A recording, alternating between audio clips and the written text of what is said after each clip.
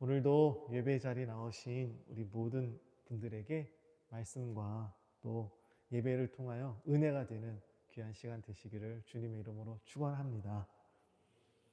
한 주간도 우리 주님과 동행하는 평안한 한 주 되셨습니까? 아멘. 네, 감사합니다. 우리 주님과 동행하는 삶, 주님과 동행하는 삶이 되시기를 바랍니다. 하나님과 동행하는 하루가 되셨으면 좋겠습니다. 이번 주 금요일 날 아내가 이제 저희 첫째 딸 이제 요한이 둘째군요. 요한이 그 학교를 다닌다는 증명서 배샤이니 공을 받으려고 학교를 찾아갔었습니다. 제크리텔이 이제 사무실 일하시는 분에게 갔는데 이번 주 한 주간 쉰다고 그냥 문에다 딱 붙여놓고 안 나오셨더라고요. 좀 인터넷에 좀 올려주지. 그냥 갔다가 그냥 왔습니다. 네. 그거 보면서 아 독일스럽다 했습니다. 근데 아내가 그날 학교를 갔는데요.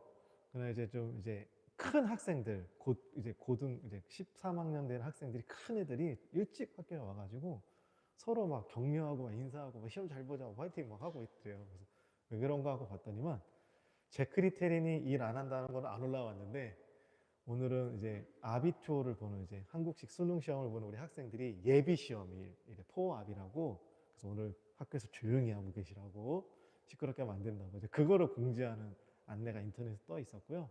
그래서 아이들이 이제 시험 준비를 한다. 이제 시험을 앞두고 한번 예비 모의 수능 시험을 본다고 아비투어를 본다고 준비하는 아이들이 뭐 그날 이제 시험을 보는 날이었다고 합니다. 음, 올해 아비투어를 준비하는 우리 학생들에게 가장 큰 소원, 가장 그들이 듣고 싶은 소식, 말이 있다면 무엇이 있을까요? 아마도 자신이 원하는 대학, 자신이 원하는 학과에 합격했다는 소식이 아닐까 합니다. 올해 가장 그들이 기다리고 가장 기뻐하는 소식이 그것이겠죠. 대학을 기다리는, 합격을 기다리는 학생들이 그 발표 날 때까지 얼마나 그 마음에 기다림과 그 소망함과 간절함과 그 애탐 막 그런 것들이 되게 크겠죠. 그러면서 합격 소식을 기다리고 얼마나 간절히 소망하고 있을까요? 그래서 발표하는 날이 딱 됐을 때 합격했습니다. 당신이 원하는 학교, 당신이 원하는 대학, 그 학과에 합격했습니다라는 얘기를 들으면 그 자신이 얼마나 기쁘고 그 본인이 기뻐하는 걸 넘어서 이 기쁜 소식을 다 자기가 아는 사람들에게 다 알려주고 싶어 하겠죠. 내가 이 학교에 합격했습니다. 내가 원하는 이 과에 내가 합격했습니다라고 이 기쁨을 모든 사람들에게 다 나눠주고 싶어 할 겁니다. 그래서 다 전하고 싶어. 혼자 몰래 나만 기뻐해야지 하지 않을 거예요. 기쁜 소식은 그렇게 서로 나누는 겁니다. 이 기쁜 소식을 다른 말로 말하면요. 복음이라고 합니다. 복음. 어, 기쁜 소식이란 말을 한자로 표현한 게 복음이에요. 그러니까 복음을 다른 말로 말하면 기쁜 소식입니다. 네. 이 기쁜 소식이란 명칭이 가져다주는 이 기쁜 소식이라는 이 이름을 이제 사용하고 있는 이단이 또 있죠. 한국에서 옛날에 세월호라는 배가 침몰해가지고 많은 학생들이 죽었을 때 그때 좀 많이 이슈가 되었던 이단인 구원파의 계열 중에 구원파가 세 개인가 이렇게 네 개인가 계열이 있대요. 이렇게 그 중에 가장 큰 계열이 기쁜 소식 선교회라고 하는 교회입니다. 이런 교회도 있다라고 그냥 이름만 알고 계시면 돼요. 기쁜 소식 선교회, 이단이라. 교회에서 말하는 이 기쁜 소식, 복음이란 말은요, 여러분 어려운 말이 아니에요.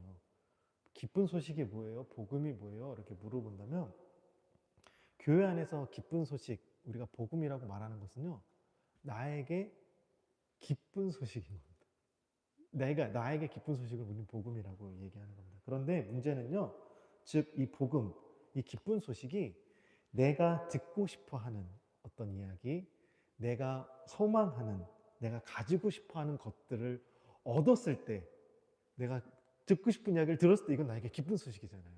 이게 기쁜 소식이잖아요. 근데 그런 것이 기쁜 소식이 된다는 거예요. 성경에서 이야기하는 내용들이 내게 기쁜 소식이 되려면 이 성경에서 이야기하는 이것이 곧 나와 관계된 내 이야기가 되어야 한다는 것입니다. 저희 집이 한국식으로 3층이에요. 독일식으로 2층이고요. 저희 2층에는, 독일식 1층에는 우리 독일 분들이 살고 계세요. 근데 예를 들어서 이분이 어느 날 로또 복권에 당첨이 되신 거예요. 그래가지고 저희 집에 와가지고 내가 로또에 당첨이 됐어요. 그래서 막 기쁜 소식을 막 전하죠. 기쁜 소식이잖아요. 네, 객관적으로는 기쁜 소식이 맞습니다. 그런데 내가 같이 막 기뻐 뛸 정도로 기쁜 소식은 아니에요. 왜요? 그게 나와 상관없는 일이기 때문에 그렇습니다. 그 사람이 복권에 당첨된 거지 내가 복권 당첨된 게 아니거든요. 저희가 누군가 잘 아는 누군가 옆집의 사람이든지 뭐 뒷집의 사람이든지 뭐 내가 잘 알고 있는 뭐 한국의 이웃이라든지 뭐 다양하게 그 누군가의 자녀 혹은 내가 뭐 하버드 법대를 갔다 아니면 뭐 존스 홉킨스 대학의 의대를 합격했다 막 이런 소식을 듣게 된다면 기쁜 소식이죠. 너무 잘된 소식이죠. 그런데 내가 기뻐 막 뛸 정도로 기쁜 소식은 아니에요. 왜요? 나와 상관없는 이야기이기 때문에 그래요. 그 사람에게는 기쁜 소식인데 나와 관련이 없은 거예요. 그러니까 내가 아는 사람에 있는 이야기, 그에게 있던 기쁜 소식이라는 거죠. 즉 기쁜 소식이 되려면 그것이 나와 관련된 이야기예요. 나와 관계된 이야기여야 하는 것입니다. 그래서 그것이 내 이야기가 될 때 진짜 우리가 기쁨을 누릴 수 있는 거예요. 진짜 기쁜 소식이 되는 거예요. 그래서 교회 안에서 기쁜 소식, 복음이라는 것은요, 나에게 관련이 돼야지 이게 진짜 내게 기쁜 소식이 되는 겁니다. 대학을 입학하기 위해 아비투어 시험을 치르는 학생들에게 가장 기쁜 소식은 내가 원하는 대학에 가는 것이고 내가 원하는 학교에 합격했다는 소식입니다. 그렇게 내가 원했던 대학, 내가 원하는 학과에 내가 이제 진짜 합격했어요. 요번에 IB2 애들이 자기가 원하는 대학교, 자기가 원하는 학과에 합격했습니다.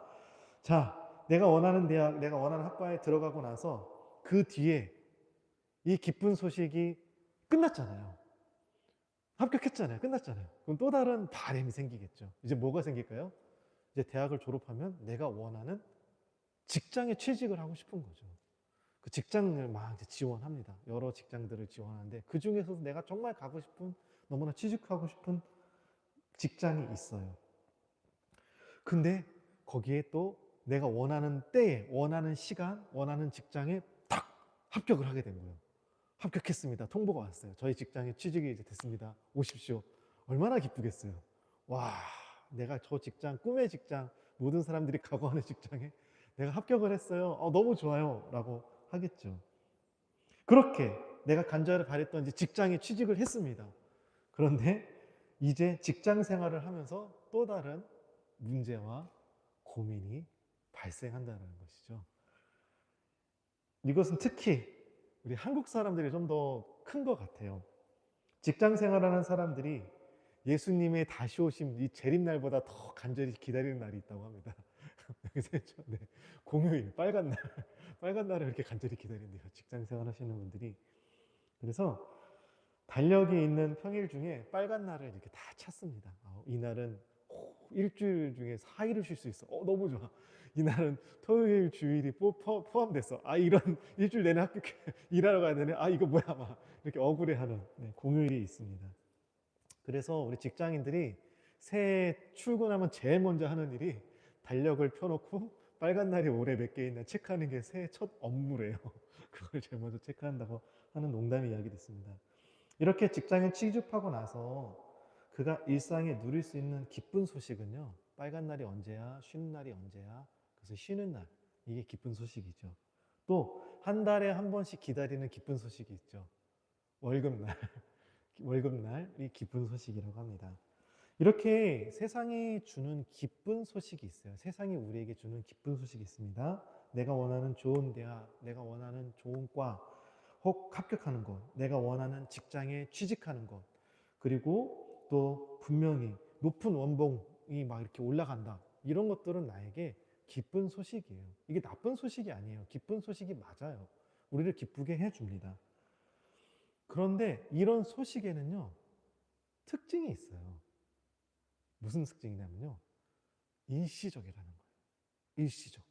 그 순간, 그 잠깐, 며칠, 길어야 일주일? 1년 내내 내가 좋은 대학 들어갔다고, 내가 원하는 과에 들어갔다고 1년 내내 너무 기뻐. 3년 6개월, 뭐 3년 동안 대학 졸업할 때까지 너무 기뻐. 4년 동안 너무 기뻐. 이런 학생이 없어요. 없어요. 한 달을 못 가요. 한 달을 못 가죠. 내가 원하는 직장에 취직했어요. 퇴직하는 날까지, 내가 은퇴하는 날까지 너무 행복해, 너무 좋아요, 너무 기뻐요. 이렇게 직장 생활하는 사람이 없어요. 없어요. 네. 이거는 일시적이에요. 일시적이에요. 여러분들에게 바라는 그 기쁨의 소식들이 있으실 거예요. 지금 삶을 살아가면서 지금 기대하는 소식들이 있으실 거예요. 어떤 기쁨을 바라는 것들이 있으실 겁니다. 근데 이게 이루어졌을 때 너무 기쁘겠죠. 그런데 그게 일시적이라는 거예요. 이게 세상이 주는 기쁜 소식의 특징입니다.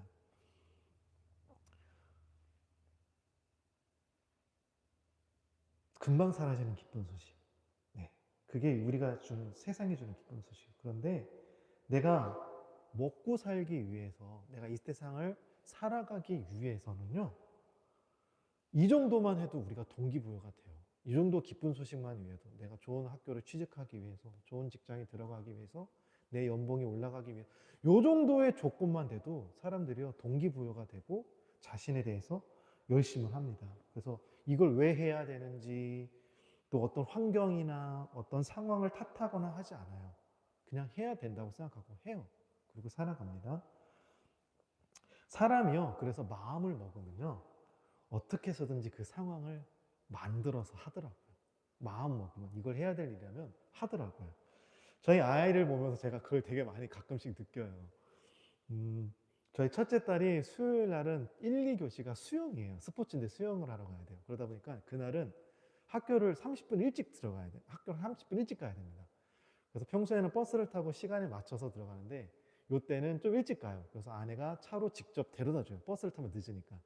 그러니까 가면서 저희 둘째 아들도 같이 태우고 가요. 같이 일어나서 같이 가요. 그러니까 얘는 자기는 원치 않지만 30분 학교를 빨리 가야 되는 거예요. 그래서 첫째는 가가지고 학교에 준비되는 이제 버스를 타고 이제 수영장으로 다 같이 반아이들과 가고, 저희 둘째는 이제 차 안에서 이제 엄마랑 같이 있는 거죠, 30분.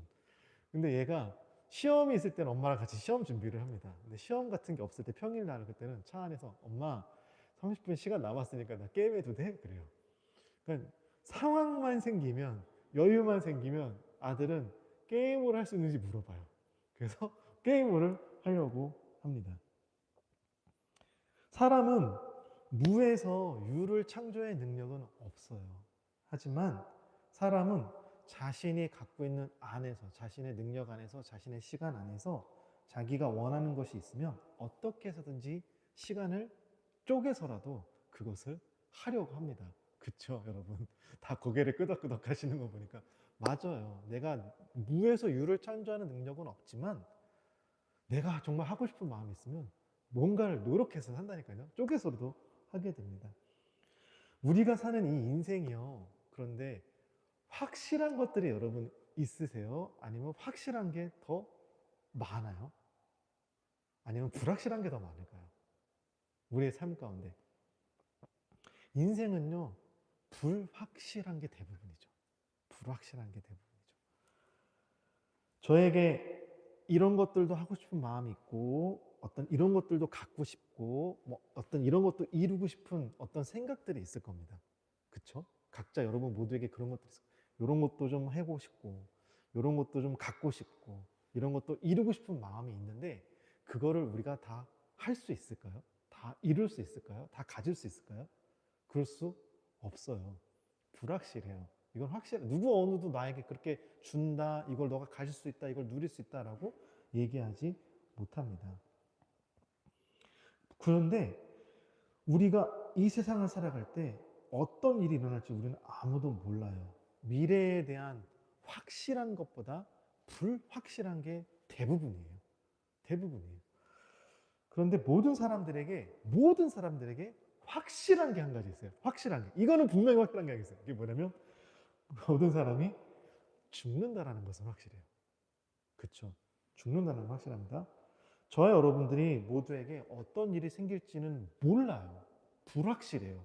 근데 분명한 거 한 가지는 우리가 죽는다는 거죠. 우리가 부자로 살지 가난하게 살지 몰라요. 불확실해요. 내가 오래 살지 아니면 조금 살다 갈지 몰라요. 불확실해요. 내가 아프면서 살아갈지 죽는 그 순간까지 내가 건강하게 살아갈지 이거 누구도 확신할 수 없어요. 불확실해요. 내가 큰 사고가 나서 불구가 될 수도 있고요. 아니면 그렇지 않고 평안하게 항상 편안한 삶을 살다가 갈 수도 있어요. 누구나 다 편안하게 살고 싶지만 이걸 누구도 확신할 수 없습니다. 누구도 다 불확실한 삶을 살아가요. 그런데 그런 미래를 향한 이 불확실한 삶 가운데서 우리에게 분명히 확실한 거 한 가지는 뭐라고요? 우리는 죽는다는 거예요. 이거 하나는 확실하다는 거죠. 모든 사람, 부자든 가난하든 건강하든 병들었던 오래 살던 짧게 살던 모든 사람에게 확실한 거 한 가지는 죽는다는 것입니다. 그렇다면 우리가 생각해 봐야겠죠. 내 인생에 많은 것이 불확실한데 한 가지 분명한 것, 확실한 것, 한 가지 죽는다는 것을 안다면 우리가 이것을 준비해야 되겠죠. 확실한 거잖아요. 이건 확실한 거잖아요. 그럼 죽음을 준비해야 될 텐데요. 죽음을 준비한다는 것, 대비한다는 것에 대해서 우리가 어떻게 죽음을 그럼 준비해야 될까요? 어떤 것들이 있을까요? 죽으면 입을 뭐 수의, 옷 이런 것들을 준비해 놓고 관을 내가 죽으면 들어갈 관 준비해 놓고 내가 죽으면 이렇게 뭐 어떻게 해달라 유언장 이렇게 써놓으면 이게 죽음에 대한 준비인가요? 그럼 난 죽음의 준비가 다 된 걸까요? 많은 사람들이 죽으면 끝이라고 생각합니다. 끝. 죽으면 끝이라고 생각해요. 그러니까는 이 땅의 삶을 집중해서 살아갑니다. 그런데 우리는 그렇지 생각하지 않죠. 성경에 인생에 대해서 뭐라고 오늘 표현하신다면요. 오늘 우리가 읽은 본문 히브리서 2장 15절에 이렇게 표현합니다. 또 죽기를 무서워함으로 한평생 매여 종노릇하는 모든 사람들. 그러니까 우리 인생을 뭐라고 하냐면 죽는 것을 두려워해서 죽음에 매여서 목매여서 이렇게 목줄을 채워줘서 한평생 거기에 종이 되어 살아가는 사람들이 우리 인생이라는 겁니다. 사육사가 맹수를 길들이기 위해 목줄을 채우죠. 그래서 길들이죠. 코끼리도 그렇고 사자도 그렇고 그렇게 목줄을 채워서 도망 못 가게 하고 길들여서 거기에 매여 있게 하는 것처럼 세상의 모든 사람들은 뭐에 매여 있냐면요. 죽음이라는 것에 매여 있어요. 인생이 죽음이라는 줄에 딱 채워져 가지고 이 죽음이라는 것에 종 노릇하고 산다는 것입니다. 이게 성경이 표현한 우리 인생의 모습이라는 것이죠. 사람에게 가장 두려운 것이 있다면 죽음일 겁니다. 모든 사람에게 가장 두려운 것은 죽음이에요. 칼이나 총 같은 거로 위협할 때 대부분 사람들이 말하는 게 뭐예요? 가진 것을 다 가져도 되니까 다 줄 테니까 목숨만 살려달라라고 이야기를 하죠. 그래서 가장 많이 하는 협박이 뭐예요? 죽인다는 협박이잖아요. 또 다른 말로 협박이 안 되니까 죽인다는 협박하면서 하잖아요. 이 죽음의 두려움에서 벗어나지 않으면 자유하게 우리가 되지 않으면요. 우리는 이 모든 사람의 인생은 다 죽음에 묶여서요. 세상의 종 노릇하고 살 수밖에 없어요. 죽음에 묶여서 세상의 종 노릇하고 살 수밖에 없습니다. 목줄에 묶인 개를 이제 줄에 이렇게 목에 맬 때가 있잖아요. 목줄에 개를 묶어놨어요. 소를 이렇게 어떤 동물들을 묶어놨어요. 그래놓고선 얘가 너무 이뻐서 야, 나 따라와 하면 얘가 나를 따라올 수 있을까요, 없을까요? 개, 소, 사자라도 할게요. 너무 예뻐서 같이 가자, 나랑 같이 가자, 데리고 가고 싶어도 묶여있기 때문에 못 쫓아오죠. 못 쫓아오죠. 그런 것처럼 우리가 예수님을 따라가려면 나를 묶고 있는 이 죄의 사슬, 죽음이라는 사슬에서 우리가 벗어나야 됩니다. 죽음이 주는 두려움에서 우리가 벗어나야 돼요. 그래서 오늘 말씀에 이렇게 말씀하고 계십니다. 히브리서 2장 12절부터 15절까지인데 우리 15절만 읽겠습니다. 다 읽지 않고 15절 한번 읽겠습니다. 다 같이 시작. 또 죽기를 무서워함으로 한평생 매어 종 노릇하는 모든 자들을 놓아주려 하시니라. 또 죽기를 무서워함으로 한평생 매어 종 노릇하는 우리를 뭐 한다고요? 놓아주시려 합니다. 그 묶은 사슬에서 놓아주려 합니다. 하나님께서는 우리를 묶고 있는 이 죄와 죽음이라는 이 사슬을요, 끊어버리시기 원하세요. 끊어버리시기 원하세요. 우리가 자유하게 원하세요. 자유하게 원하세요.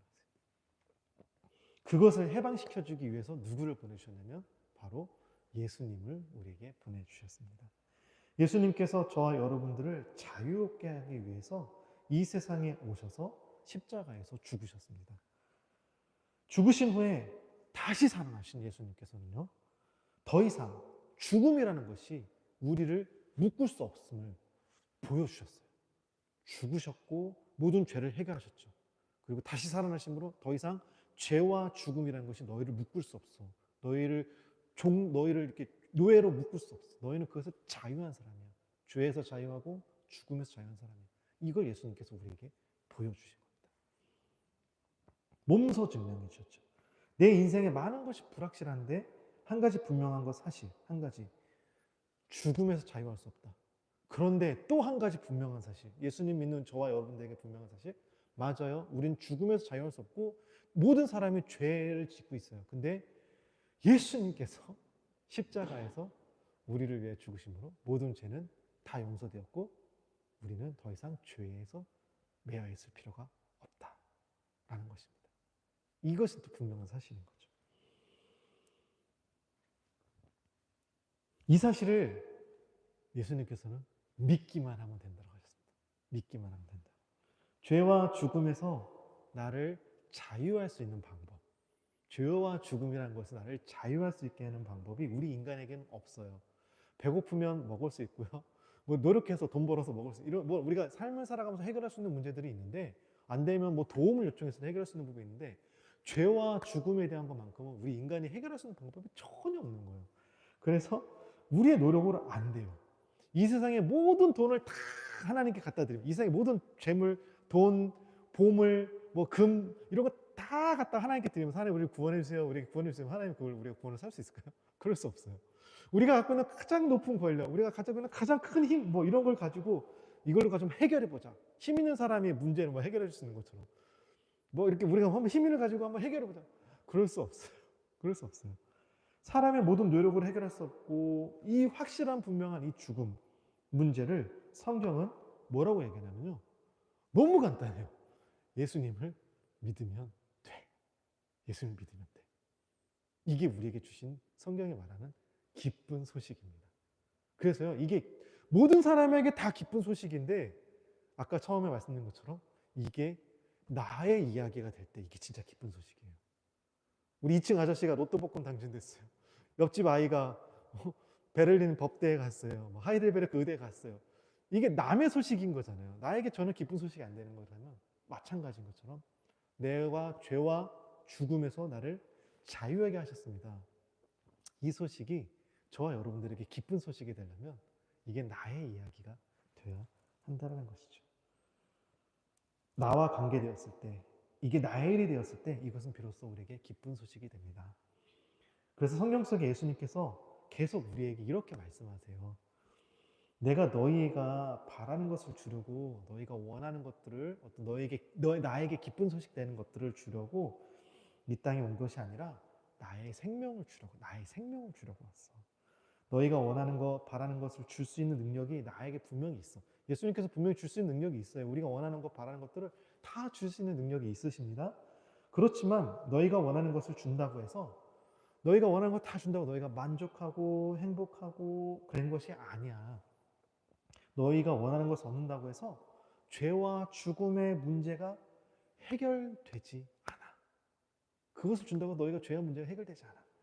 근데 정말 너에게 필요한 것은 생명이고, 너희에게는 생명이 필요하기 때문에 내가 너희에게 꼭 필요한 이 죄와 죽음에서 해방될 수 있는, 그래서 영원한 하나님 나라에서 같이 생활할 수 있는 이 생명을 내가 너에게 주려고 왔어 라고 예수님께서 성경 가운데 많이 반복해서 말씀하십니다.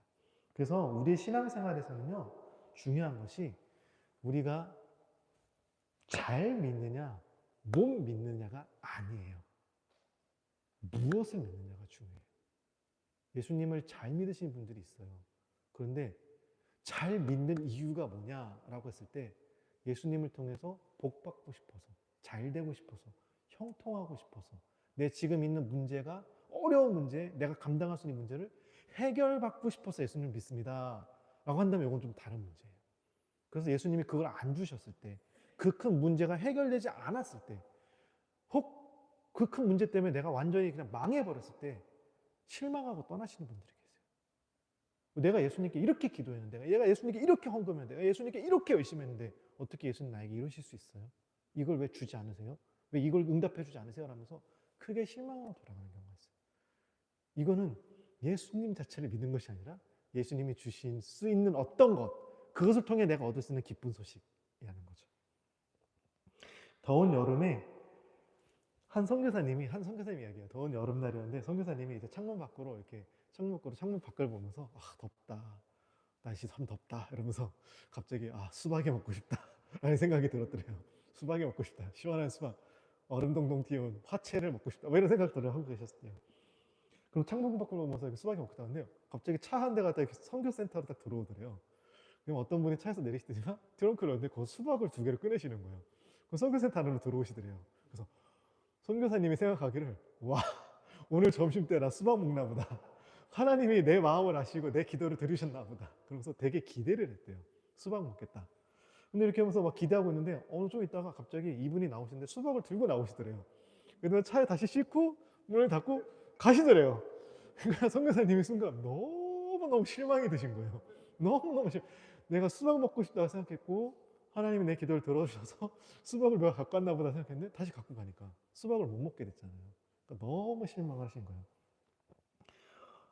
어느 누구도 선교사님께 수박을 준다라고 얘기하지 않았어요. 그분이 수박을 갖고 왔고 그 수박을 선교사님께 드리겠습니다, 어느 누구도 얘기하지 않았어요. 근데 본인이 혼자 그것을 바랬고 그것을 누가 나에게 보여지니까 이게 나이가 먹겠구나라고 혼자 본인이 벌써 짐작한 거예요. 그 주지 않은 것에 대해서 실망한 것이라는 것이죠. 혹 우리가 하나님께 대할 때 이런 것들을 바라지 않을까요? 하나님이 정말 주고 싶은 것은 생명이셨는데 우리가 자꾸 하나님께 다른 것을 구하면서 하나님 왜 나에게 이거 안 주세요? 하나님 왜 나에게 이것을 응답해 주지 않으세요? 라고 하지는 않으실까요? 사람들은 하나님을 향해서 스스로 이런 오해와 이런 다른 기대를 품고 하나님을 믿을 수도 있습니다. 네, 이런 믿음을 가질 수 있어요. 하나님이시라면 내가 하나님 그동안 내가 믿고 하나님께 이런 열심을 내가 하나님께 드렸다면 하나님이시라면 이 정도는 나에게 해줄 수 있는 거 아니세요? 라고 스스로 우리가 생각하는 것들 있죠. 하나님께서 나에게 그렇게 해준다라고 말씀하신 적이 없으셨는데 내가 이렇게 하나님을 향해 기대한 내용들을 쭉 적어놓고 맨날 그거 막 기도하면서 달라고 하다가 내가 하나님 이렇게 열심히 하고 내가 하나님 이렇게 했는데 왜 하나님 나에게 이거 안 주세요? 라고 하면서 혹 우리가 실망할 때도 있을 것입니다. 세상은 내게 원하는 것을 주겠다라고 우리에게 이야기해요. 너에게 부족한 부분은 이런 것들이야. 너는 이런 것들을 더 가지면 너가 행복할 수 있을 거야. 너에게 이런 부족한 부분들을 채우면 너가 더 만족한 삶을 살 수 있을 거야 라고 하면서 우리에게 속삭입니다. 그러면서 나를 따라오면, 이 세상을 따라오면, 이 세상의 방식을 따라가면은 너가 부족한 거, 너가 원하는 거, 네가 바라는 걸 다 얻을 수 있어 라고 이야기하면서, 그래서 많은 사람들이 자신이 원하는 것을 찾기 위해 세상의 그 길을 따라가요. 그 길을 걸어가요. 그것이 바른 길인 것처럼 또 주기도 하죠. 그렇게 원하는 것들을 주기도, 세상에 주기도 합니다. 그럼 또 세상이 주는 기쁜 소식을 누리게 하죠. 그러나 성경이 말하는 복음은요, 우리에게 기쁜 소식은요, 우리가 믿는 하나님께서 그리고 예수님께서 내가 원하는 것을 주시는 분, 능히 주실 수 있으신 분이시기도 하지만 내가 원하는 것을 다 이루어주시는 어떤 지니, 램프의 요정이 아니에요. 이런 게 아니세요. 이게 진짜 우리에게 말씀하신 하나님의 복음이 아니시죠. 그래서 정말로 제대로 복음을 알고 정말로 예수님을 믿는 사람, 정말 복음을 아는 사람들, 하나님을 아는 사람들은요, 정말 우리에게 기쁨, 우리가 정말 필요한 게 누구시냐면 바로 예수님이시라는 것을, 이것을 분명히 알게 돼요. 이것을 분명히 알게 돼요. 하나님께서는 우리에게 꼭 필요한 예수님을 보내주셨습니다. 다른 것을 다 잃어버려도 우리 이 세상의 것들 다 잃어버릴 수 있어요. 우리가 넘치게도 가질 수 있지만 이걸 다 잃어버릴 수도 있어요. 하지만 모든 것을 다 잃어버린다 할지라도요, 우리가 절대 잃어버려야 말아야 할 한 가지가 있다면 예수님이십니다. 너무나 많은 사람들이 모든 것은 다 가졌는데 정말 필요한 예수님을 못 가진 분들이 있으세요. 그런 분들이 있으세요. 하나님께서는요, 사람의 어떤 부족함을 채워주기 위해 존재하신 분이 아니세요. 사람들은 늘 자신의 문제, 어려움, 혹 부족함을 채워줄 수 있는, 혹 나의 이 어려운, 나의 어떤 환경을 바꿔줄 수 있는 어떤 신을 찾고, 이런 하나님을 우리가 이렇게 모양을 우리가 스스로 이렇게 막 그려놓고선 하나님 이런 분이시야, 나 이렇게 해주셔야 되라고 우리가 이런 하나님을 원하는 경우가 있습니다. 그러나 하나님께서 정말 원하시는 것은 우리와의 관계예요. 제가 전에 계속 말씀드린 것처럼 이것까지 오늘 설교하면 너무 길을 거예요. 오늘 뺐거든요. 죄로 인해 하나님과 끊어진 관계, 죄로 인해 죽음이라는 이 사슬에 매여 있던, 처음 아담과 하와가 죄를 지은 후에 하나님과 관계가 끊어졌잖아요. 그다음부터 이제 죽음이라는 것이 우리를 딱 묶어가지고 세상의 종노릇하게 했거든요. 왕이 되었거든요. 근데 예수님께서는 이것을 끊어버리셨어요. 하나님을 따라갈 수 없는, 죄라는 것에 묶여가지고 하나님께 따라가고 싶어도 묶여서 못 가는 우리를 예수님께서 그 죄의 사실을 끊어버리셨습니다. 그래서 이제는 얼마든지 하나님을 따라갈 수 있게 해주셨어요. 그래서 정말로 예수 믿는 사람들이 박해하고 핍박하고 생명을 위협하고 심지어 도리어 생명을 진짜 죽이기까지 했음에도 불구하고 그들이 예수님을 부인할 수 못했던 이유들이, 우리 초대교회 많은 신앙의 선배들이, 또 우리 신앙 초창기 우리 믿음의 선배들이 죽을서라도, 지금 오늘날 또 세계의 많은 곳에서 예수님 믿으면서 핍박당하고 죽임당하는 사람들이 지금도 있습니다. 그들이 그렇게 할 수 있는, 그렇게에도 불구하고 예수님을 버리지 않는 이유가 뭘까요? 정말 필요한 분, 정말 중요한 분이 예수님이시라는 것을 그들의 삶 가운데 알았기 때문이죠. 우리는 이렇게 예수님과 회복을, 관계를, 하나님과의 관계를 예수님을 통해 회복시키기를 원하십니다. 예수님께서 십자가를 지고 우리를 구원하고자 죽으신 우리 사순절을 우리가 지금 보내고 있습니다. 이 사순절 기간 동안 저와 여러분들이요, 예수님께 집중하는, 예수님께서 주실 수 있는, 이루실 수 있는 어떤 모양의 예수님이 아니라 정말 그분, 나를 죄와 죽음에서 해방시키기 위해 오신 그분을 한번 우리가 생각하고 예수님께 우리가 다가갈 수 있는, 그분과 동행하는 한 주 사순절 기간 될 수 있기를 주님의 이름으로 축원합니다. 기도하겠습니다. 하나님, 세상에서는 참 많은 기쁜 소식들이 있습니다. 나를 기쁘게 해주는 것들이 분명히 있습니다. 그러나 정말로 예수님께서 나에게 기쁜 소식이 되길 원합니다. 예수님이 나와 아무 상관없어서 이것이 남이 얘기하는 것처럼, 또 다른 사람 이야기처럼 그런가 보다 하고 넘어가는 것이 아니라 정말로 예수님이 나에게 기쁜 소식이 되게 하여 주시옵소서.